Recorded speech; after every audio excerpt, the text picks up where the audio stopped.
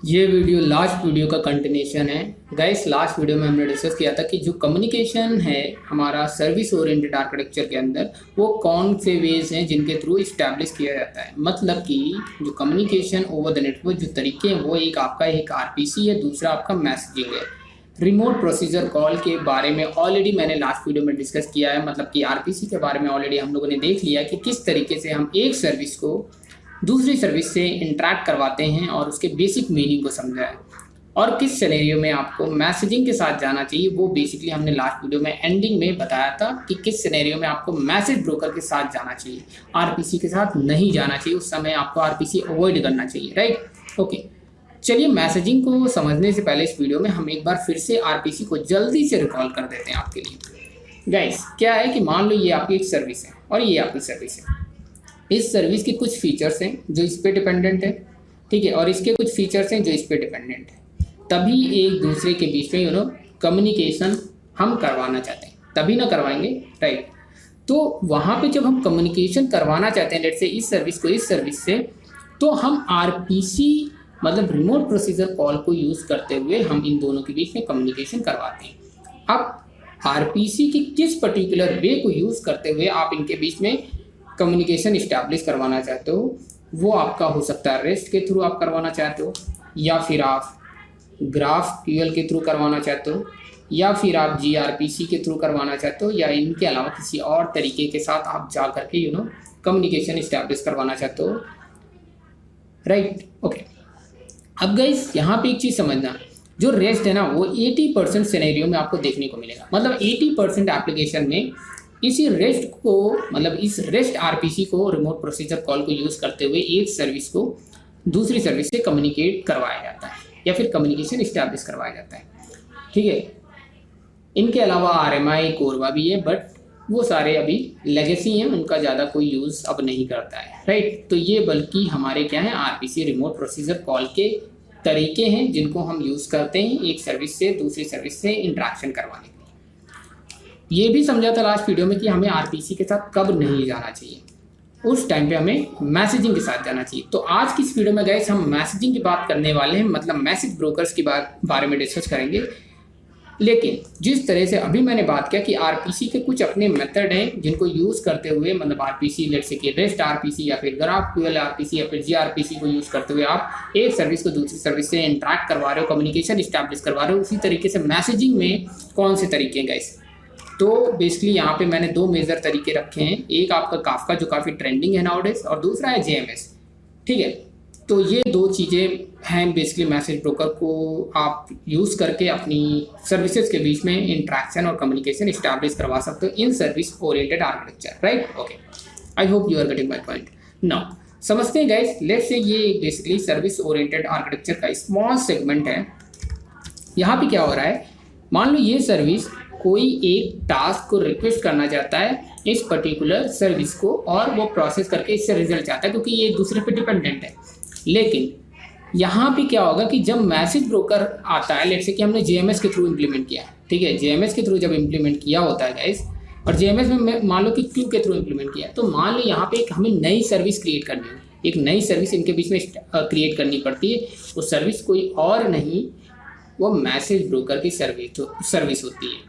मतलब ये main service के बीच में हमें इंटरेक्शन करवाने के लिए एक मिडिल सर्विस क्रिएट करनी होती है जो कि क्या होती है, एक मैसेज ब्रोकर होती है, ठीक है। तो जब भी ये रिक्वेस्ट करेगी इस पर्टिकुलर सर्विस को, तो डायरेक्टली से ये इनसे इंटरेक्शन और कम्युनिकेशन नहीं कर सकती क्योंकि बीच में अभी मैसेज ब्रोकर आ गया। तो मान लो जब इसने रिक्वेस्ट किया तो ये जाएगी मैसेज ब्रोकर के पास, मिडिल वाली सर्विस के पास, ठीक है। ये क्या करेगी, उस पर्टिकुलर रिक्वेस्ट को, लेट्स से ये रिक्वेस्ट गई है कोई एक टास्क को एग्जीक्यूट कराने को, तो ये उस पर्टिकुलर टास्क और रिक्वेस्ट को यहाँ पे उस पर्टिकुलर सर्विस की रिक्वेस्ट की डिटेल्स को यहाँ पे स्टोर कर लेगा। ये इस क्यू के अंदर यहाँ पे ऐसे स्टोर होता जाएगा, सो ऑन। और ऐसा क्यों होता है, उसके पीछे रीज़न बड़ा सिंपल है। हो सकता है कि जिस टाइम पे इसने रिक्वेस्ट किया हो इस सर्विस ने, तो उस टाइम पे ये बिजी हो, तो यार उस समय तो उसको टाइम नहीं मिलेगा। इसीलिए मैसेज ब्रोकर क्या होता है कि मैसेज ब्रोकर मिडिल में एक लेयर की तरह काम कर रही होती है सर्विस। वो क्या करता है, वो उस पर्टिकुलर जितनी भी रिक्वेस्टें आ रही होती है उनको एक क्यू में स्टोर कर रहा होता है। जब भी ये फ्री होगी, लेट्स से कि अभी ये फ्री होगी, तो जैसे ये फ्री होगी ये क्या करेगा, इस पर्टिकुलर क्यू से उस पर्टिकुलर रिक्वेस्ट को निकालेगा और उसको प्रोसेस करेगा, ठीक है। और ज़रूरी नहीं यही वाली रिक्वेस्ट सर्विस करें, क्योंकि जो भी फ्री होगा, जो कैपेबल होगा इस पर्टिकुलर इनमें से किसी एक टास्क को प्रोसेस करने के लिए, तो मान लो ये कैपेबल है तो ये उस पर्टिकुलर रिक्वेस्ट को यहाँ से निकालेगा, उसको प्रोसेस करेगा। प्रोसेस करने के बाद जो भी आउटपुट जनरेट हुआ होगा उसको वापस से सेंड करेगा किसको, मैसेज ब्रोकर को, ना कि डायरेक्टली इसको, ठीक है। तो ये यहाँ पे रिजल्ट आ जाएगा, ठीक है। So on like that result आएगा। फाइनली इस मैसेज ब्रोकर के थ्रू ये आउटपुट जो है वो इस सर्विस को मिलेगा at the end through the message broker. तो इस सिनेरियो में आप एक बात तो समझ में आ रहा होगा कि इसके द्वारा की गई रिक्वेस्ट और इसके द्वारा प्रोसेस की गई रिक्वेस्ट, इन दोनों को ही एक दूसरे के बारे में अवेयर नहीं है कि किसने मुझे रिक्वेस्ट और टास्क दिया था एग्जीक्यूट करने के लिए और किसके थ्रू हमें ये प्रोसेस होकर के फाइनली रिजल्ट मिला है। तो ये एक दूसरे को अवेयर नहीं, क्योंकि बीच में आ गया हमारा मैसेज ब्रोकर, राइट। अब ये जो हमारा क्यू है बेसिकली ये हमारा टास्क का रिक्वेस्ट का क्यू है और ये हमारा आउटपुट का क्यू है, ठीक है। लेट्स से जेएमएस का एक इम्प्लीमेंटेशन है, तो जेएमएस का इम्प्लीमेंटेशन है ये इमेजिन कर सकते हैं।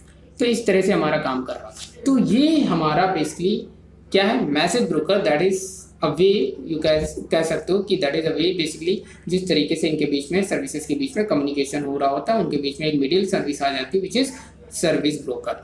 अब इसमें प्रॉब्लम क्या है, प्रॉब्लम ये है कि हो सकता है कि जब इस टास्क को वो प्रोसेस कर रहा हो तो उस टाइम पे वो प्रोसेस पूरी तरह से कंप्लीट ना हो पाया हो, तो उस समय पे यहाँ पे फेलियर आ जाएगा। मतलब मैसेज ब्रोकर को कोई ना कोई आउटपुट इसलिए देना जरूरी है, मतलब जब ये फेलियर आएगा तो यहाँ से कोई ना कोई तो एटलीस्ट रिजल्ट जनरेट करके मैसेज ब्रोकर को प्रोवाइड किया जाए, ताकि ये फाइनली मैसेज ब्रोकर किसी ना किसी तरह का तो आउटपुट जनरेट हुआ मतलब जो भी हुआ हो इसके थ्रू वो इसको दे सके। अदरवाइज यहाँ पे अगर फेलियर आ गया तो इसको कभी भी आउटपुट नहीं मिलेगा, तो ये चीज़ गलत हो जाएगी। तो कहने का मतलब जब फेलियर आएगा उस टाइम पे कोई आपको एडिशनल कोड और कॉन्फ़िगरेशन करने होंगे, ताकि फेलियर के टाइम पे क्या किया जाए उसके लिए आपको वर्क करना पड़ेगा फर्दर। तो यहाँ पे कहने का मतलब है इस सिनेरियो में जब फेलियर आएगा टास्क को प्रोसेस करते वक्त, तो मतलब कॉम्प्लेक्सिटी आपकी बढ़ जाएगी। नहीं यार ऐसे लिखना है, कॉम्प्लेक्सिटी लाइक कॉम्प्लेक्स हो जाएगा, कहीं ना कहीं कॉम्प्लेक्स हो जाएगा इम्प्लीमेंटेशन, और आपको एडिशनल वर्क करना पड़ेगा इस पर्टिकुलर सिनेरियो में which is messaging, right. Okay, तो ये बात समझ में आ गई। तो आप सोचोगे जब ये कॉम्प्लेक्स है और इतना आप बीच में मिडिल सर्विस यूज़ कर रहे हो, उसके पीछे रीज़न क्या है? यार सीधे आरपीसी यूज़ कर रहे थे, डायरेक्ट इंटरेक्शन हो रहा था। यूज़ इसलिए कर रहे हैं गाइस क्योंकि इसके पीछे रीज़न बड़ा सिंपल है। जब ज़्यादा प्रोसेस, जैसे मैंने बताया था लास्ट वीडियो में, जब लॉन्ग टास्क को प्रोसेस करना है, लार्ज अमाउंट ऑफ डेटा को प्रोसेस करना है, तब हम इस पर्टिकुलर अप्रोच को यूज़ कर रहे होते हैं विच इज मैसेज ब्रोकर, या फिर मैसेजिंग अप्रोच को, या फिर किसी एक पर्टिकुलर सर्टेन एंड पॉइंट को बार बार आप फ्रिक्वेंटली हर 15 सेकंड में कॉल कर रहे हो, तब हम मैसेज ब्रोकर को यूज़ कर रहे होते हैं। या फिर किसी लार्ज टास्क को प्रोसेस कर रहे हो जो कि काफ़ी ज़्यादा टाइम टेकन प्रोसेस है, तो उसके लिए हम मैसेज ब्रोकर को यूज़ कर रहे होते हैं। ये बेसिकली 3 सिनेरियो में हम मैसेज ब्रोकर को यूज़ कर रहे होते हैं। अदरवाइज मैं यही रिकमेंड करूँगा कि जितना ज़्यादा पॉसिबल हो आपको आरपीसी के साथ ही जाना चाहिए, जो मैक्सिमम टाइम पे आपको देखने को मिलता है। बहुत रेयर सिनेरियो होते हैं जहाँ पे आपको हम मैसेजिंग के साथ जा रहे होते हैं, लेकिन आपको मैक्सिमम टाइम पे देखने को मिलेगा जो कि बड़ी एप्लीकेशन होती है, राइट। ओके, नाउ आपने ये बात समझ ली होगी। अगर एक लेमैन एक बेसिक एनालॉजी के थ्रू इसी सिनेरियो को मैं समझाऊँ सिंपल वे में, तो गाइस समझो, मान लो गाइस यहाँ पे क्या है कि ये मान लो कि एक पर्सन है और ये काउंटर है, ठीक है। एक काउंटर है, मान लो कि ये काउंटर है, यहाँ पे बैठा हुआ है। ये क्या बेसिकली बैंक के अंदर है, ठीक है। बैंक के अंदर क्या है, एक काउंटर है। वो कौन सा काउंटर है? लेट्स से पासबुक प्रिंटिंग का काउंटर है, ठीक है, जहाँ पे पासबुक प्रिंट होगा, जो भी उसमें कितना अमाउंट है, डेबिट हुआ, कितना क्रेडिट हुआ, लाइक दैट। तो ये प्रिंटिंग का काउंटर है, लाइक दैट, पासबुक प्रिंट। तो यहाँ पे जितने भी क्या होंगे कि बेसिकली यहाँ पे सारे लोग लेट्स से क्यू में खड़े हुए हैं, लाइन में खड़े हुए हैं। भाई ये कौन है? वो अकाउंट होल्डर्स हैं, ठीक है, सारे अकाउंट होल्डर्स हैं, ठीक है, लाइक दैट। तो ये सब लोग यहाँ पे लाइन में खड़े हुए हैं और बाकी ये लोग क्या कर रहे हैं यार? ये सब सब लोग अपने नंबर का वेट कर रहे हैं, ठीक है, ये वेट कर रहे हैं कि कब ये बंदा अपना काम करके फ्री हो तो मैं जाऊँ इस काउंटर पे, जब ये फ्री हो तो मैं जाऊँ। तो ऐसे सभी लोग एक दूसरे का मतलब वेट कर रहे हैं कि भाई मैं कब इस पर्टिकुलर काउंटर पे पहुंचकर अपनी पासबुक को प्रिंट कराऊंगा। Just imagine that scenario. तो ये बेसिकली क्या है, हमारा एक आरपीसी का सिनेरियो है, ठीक है। तो यहाँ पे जो रिमेनिंग है वो सारे वेटिंग में, ठीक है। लेकिन हम मैसेज ब्रोकर में क्या होता है कि मैसेज ब्रोकर में इस सिनेरियो को क्या करते हैं कि ये कुछ ऐसा हो जाता है कि जब यहाँ पे ये काउंटर पे बैठा हुआ है तो यहाँ पे क्या होगा कि सारे इंडिविजुअल मान लो उसी बैंक के अंदर चेयर पे अदर अलग अलग जगह पे बैठे हुए हैं। लेट से ये बैठा हुआ है, ये बैठा हुआ है, ये बैठा हुआ है। अब इनके बीच में एक मिडिल पर्सन वो कौन आ जाता है, वो उस पर्टिकुलर का ऑफिस बॉय, ठीक है। ओके, ऑफिस बॉय, ठीक है। ये ऑफिस बॉय कौन है, मैसेज ब्रोकर है हमारा। ये क्या करेगा, इसने पहले क्या बोला कि सबसे तो पहले इसने मैनेजर ने बोला कि भाई आप लोग जो है ऐसे लाइन में मत खड़े हो, ठीक है, क्योंकि ऐसे लाइन में हमें किसको प्रोसेस करना, हो सकता है मैं फ्री नहीं हूँ अभी चाय पी रहा हूँ, लेट से आप फर्जी लाइन में खड़े हो तो आपका टाइम वेस्ट हो रहा है, राइट। तो आप टहल आओ या फिर बैंक के अंदर जो भी करना कर दो, जो अदर काम करने हैं, ठीक है। तो आप वेट मत करो, जैसे मैं फ्री हो जाऊँगा, इसने बोला जैसे मैं फ्री हो जाऊँगा पासबुक को प्रिंट करने के लिए, ठीक है। बल्कि आजकल तो मशीन आ गई है बैंक में, बट स्टिल मैं इमेजिन करके चल रहा हूँ एक बेसिक एलिमेंट्री। तो ये क्या करेगा कि हम जो है अपने ऑफिस बॉय को इन्फॉर्म करेंगे और ऑफिस बॉय जो है आप लोगों से क्या करेगा, पासबुक रिसीव कर लेगा। सिंपल सा फंडा है, पासबुक रिसीव कर लेगा जब हम फ्री होंगे। तो हम क्या करेंगे, उस पर्टिकुलर पासबुक को जो है एक एक करके जो इसको डिलीवर करेंगे और वो प्रोसेस करके हमें वापस कर देगा, हम इस तरह से आपको वापस कर। तो मतलब ये कहने का मतलब ये ऑफिस बॉय मिडिल लेवल पे काम कर रहा है, इससे क्या होगा, इनका टाइम बचेगा, इस तरह से क्यों में टाइम वेस्ट नहीं करना पड़ेगा, राइट। तो ये आपका बेसिकली आरपीसी और एक आपका मैसेजिंग का, ठीक है, एमएसजी लिख देता हूँ सिंपल सा, मैसेजिंग का ये एक बेसिक एनोलॉजी है, ठीक है। तो इससे आप रिलेट कर पा रहे हो। लेकिन जाते वक्त एक बात और मैं क्लियर करना चाहूँगा, आप लोग ये सोच रहे होंगे यार वेटिंग है तो मतलब रियल सिनेरियो में क्या, जब एक सर्विस दूसरी सर्विस से आरपीसी के सिनेरियो में मान लो रिक्वेस्ट करती है, ये किसी टास्क को प्रोसेस कर रही है, तो मान लो एक दूसरी सर्विस है और इसने भी इसको रिक्वेस्ट किया अपने टास्क के लिए, तो उस टाइम पे क्या नहीं कर पाएगा क्योंकि यहाँ पे ब्लॉकिंग होती है, जैसे कि मैंने बताया, ठीक है, ब्लॉकिंग होती है। तो उस टाइम पे कोई अदर थ्रेड नहीं आएगा, ऐसा आप सोच रहोगे जैसे ये लोग वेट कर रहे हैं। नहीं गाइस, ऐसा नहीं है, उसके लिए एक सेपरेट न्यू थ्रेड क्रिएट होगा और ये उस पर्टिकुलर टास्क को, लेट से कि ये टास्क था और इस टास्क को इस पर्टिकुलर थ्रेड के द्वारा प्रोसेस किया जा रहा है, राइट। ये ऐसे हो रहा है।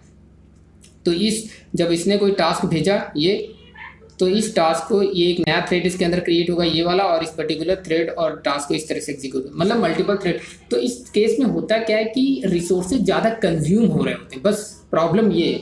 मल्टीपल थ्रेड क्रिएट होंगे, जितने ज़्यादा थ्रेड क्रिएट होंगे उतने ज़्यादा रिसोर्सेज यूज हो रहे होंगे, उतना ज़्यादा वो डाउन होता जाएगा। तो यहाँ पे वेटिंग का मतलब ये मत बिल्कुल समझना कि वो सारे वेट कर रहे होंगे। अगर एक पर्टिकुलर रिक्वेस्ट ने एक पर्टिकुलर सर्विस को रिक्वेस्ट किया है और दूसरी सर्विस उसी सर्विस को रिक्वेस्ट करती, तो वो प्रोसेस करने के लिए एलिजिबल नहीं, वेट करता रहेगा। मतलब at a time only one request वहाँ पे होल्ड होगी या फिर वहाँ पे ब्लॉकिंग होगी, तो वही एग्जीक्यूट हो रही होगी, प्रोसेस हो रही होगी। तो ऐसा बिल्कुल मत समझना, राइट। इन रियल सिनेरियो हर जो भी सर्वर होते हैं इंटरनली मल्टी थ्रेडिंग का कॉन्सेप्ट यूज़ हो रहा होता है। तो गाइस उम्मीद करता हूँ आपको यहाँ पे आरपीसी और मैसेजिंग के बारे में समझ में आ गया होगा, राइट। ओके, अब गाइस यहाँ पे आप सोचोगे, हमसे ये हो सकता पूछोगे which one is good for communication in service oriented architecture.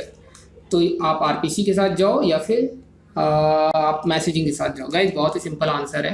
देखो यार, जब लगे आपको कि सिचुएशन कुछ ऐसी कि लॉन्ग टास्क को प्रोसेस करना है, लार्ज अमाउंट ऑफ डाटा हमें जो है कुछ ट्रैवल कराना है इन बिटवीन सर्विसेज, और या फिर कुछ फ्रीक्वेंटली हमें किसी पर्टिकुलर एंड पॉइंट को बार बार कंटिन्यू हर 5 सेकेंड पे कॉल कराना है, देन आपको जाना चाहिए मैसेजिंग मतलब मैसेज ब्रोकर्स के साथ। अदरवाइज आप सिंपली कोशिश करो कि जितना हो सके आप आरपीसी के साथ जाओ, वो सिंपलेस्ट वे होता है जिसमें आप ग्राफक्यूएल और रेस्ट इन दोनों में से किसी को भी यूज़ कर सकते हो और जीआरपीसी को भी यूज़ कर सकते हो, जो कि मैं रिकमेंड करूंगा, राइट।